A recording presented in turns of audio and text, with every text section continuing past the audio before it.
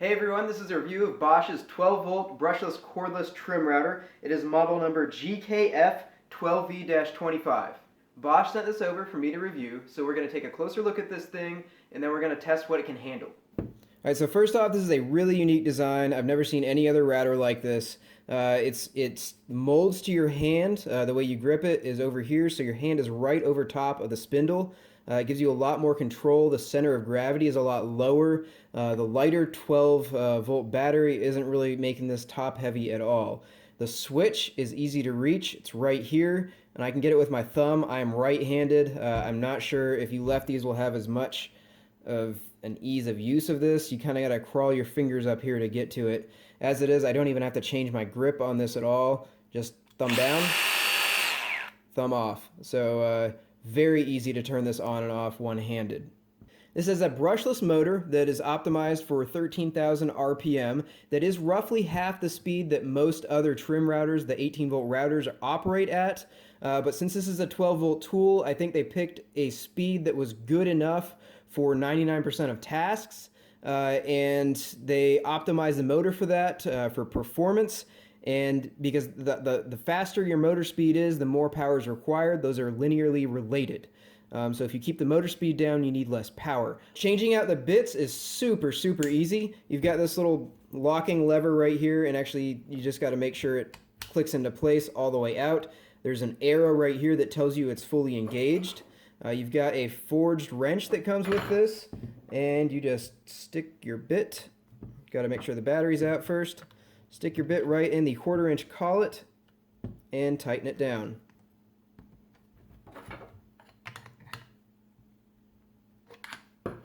There we go, bit's installed. Depth adjustment for this is super easy. This is your coarse adjustment button. It's spring-loaded. It will go to the max height the shoe goes to. And then just push it again and bring it to whatever coarse depth you want. And then you've got your fine adjustment knob right here. Each revolution of this is 40,000ths of an inch. It tells you which way to rotate it to go down or up. And so if you do a quarter turn of this, it is 1/100th of an inch. The only thing I don't like about this is there's no markings on these. So I might chase this with a little bit of metallic Sharpie so I can tell what a quarter turn is instead of just having to guess at it. Once you've got it at the desired height, you can lock down the height with this locking knob, and then if you hit the coarse adjustment knob by accident, it won't do anything. If you want it to be really secure, there's this screw right here in the bottom.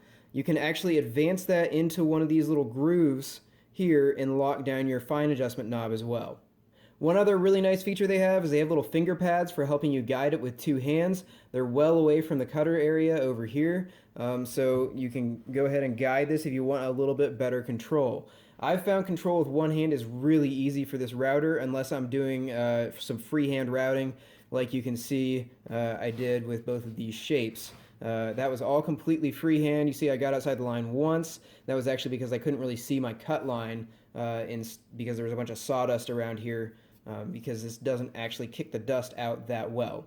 I was using a straight bit. If I was using a spiral upcut, it probably would have been a little bit better. So a few minor points against this thing. It doesn't have an edge guide or anywhere to hook one up to. Another thing is it's not great at dust extraction if you're doing some inlay work or something like that. I don't think this router is really meant for that purpose though. It's mainly a trim router. Noise level and vibration level on this thing are excellent. Almost no felt vibration at all.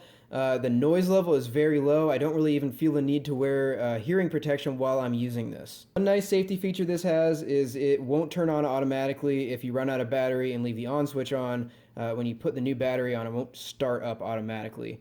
So I got it off. We'll turn it on. We'll put the new battery in. Doesn't start. Turn it off. Turn it back on. It starts right up. Another nice feature is it's got these little finger protectors right here. If you get your hand a little bit too low, it keeps you from getting your hand and finger in here in the cutter area. While we're talking about safety features, the original press release for this said it had drop detection, which would stop the spindle automatically if you drop the tool. I thought that was a really cool sounding feature, so I decided to test it. However, I couldn't get it to work.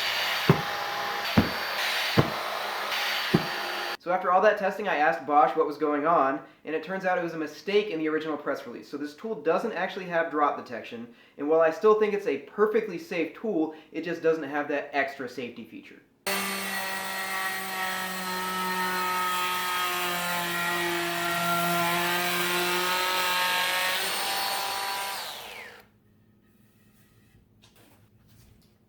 That moves just as fast as I want to move it on this walnut.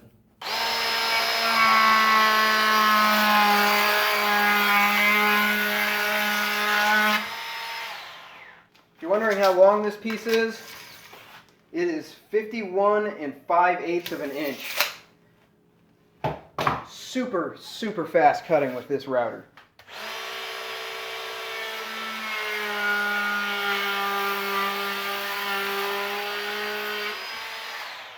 Did just get a little bit of grain tear out right here.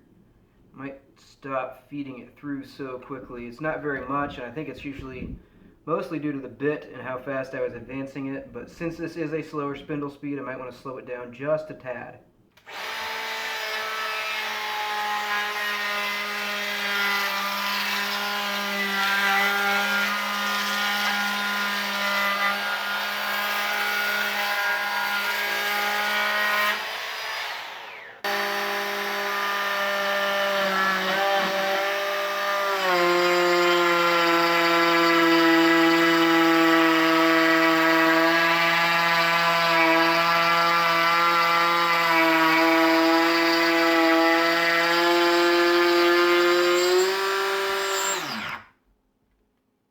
For dados and freehand routing with a straight bit or something like that, this is not the best router because it's just a little bit slower than everything else is. All the other cordless routers out there are 18 volts.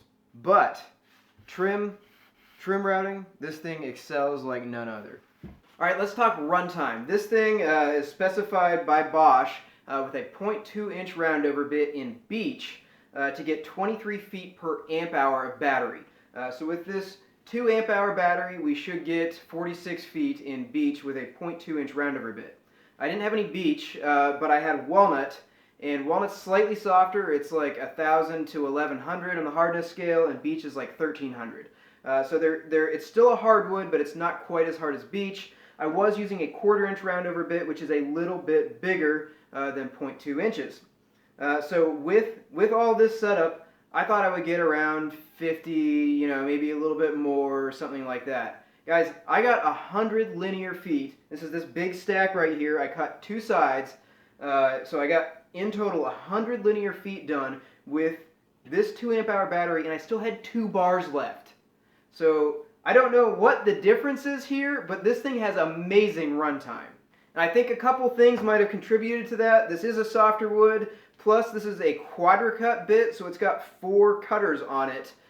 So it's not taking as big of a bite each time you go over the wood. So that actually might help the motor not bog down as much and put less power draw on the motor, which lets you go with a longer runtime. Let's talk power. Edge profiling, I did not feel this thing bogging down at all. I had no issues. I mean, I didn't notice it was a 12-volt tool at all when I was doing 1/4 inch roundovers in walnut, so that's a hard wood. However, when I did do a dado, a 1/4 inch deep by a 1/4 inch diameter in pine, I could really feel it bogging down. So that's when it was apparent this was a 12-volt tool versus an 18-volt tool. Other than that, I did not feel it really bogging down at all. Let's talk price point. This is a $150 bare tool, which is on the upper end of cordless trim routers. Most 18-volt models go for $100 to $130 bare tool, so this one's topping out the end for cordless trim routers. However, it is very unique. It has a lot of design features that no one else has, and just from using this for this one project, it's awesome to use for edge routing and trimming. I think it's definitely worth the $150 price tag. So wrapping up, as a trim router, I highly, highly recommend this thing. I don't think you can get any better than this right now. If you're going to use it for more demanding tasks than that, though, you might want to look at an 18-volt router. So let me know if you have any questions in the comment section below, and once again, don't forget to subscribe.